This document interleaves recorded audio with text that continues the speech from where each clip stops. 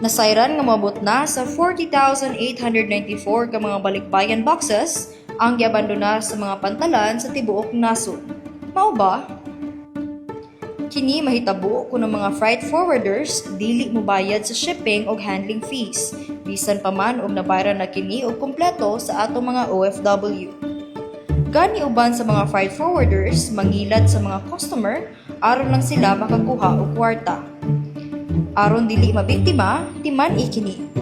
Likayi ang mga offer nga barato ra kaayo ang bayad kay sagad ti mailhan kini sa scam. Sigurua nga lehitimo og maayo ang record sa freight forwarder nga inyong pilion. Pangita gyud og official receipt, shipment reference number o klaro nga timeline sa delivery. Kung doon na may problema, mahimo kamo nga mosumbong sa DTI Fair Trade Enforcement Bureau o NBI. Aron masuta kung doon na ba kini kalapasan sa balaod. Ang Bureau of Customs or BOC, doon na say Balikbayan Box Help Desk o OFW Corner sa ilang website. Aron matabangan kamo sa pag-monitor sa inyong mga padala.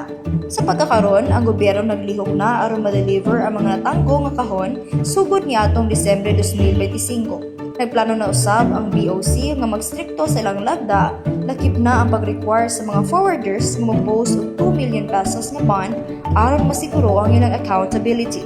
Amping sa pagpadala, aron ang bunga sa inyong hinaguan siguradong maabot sa inyong pamilya. Mao ba?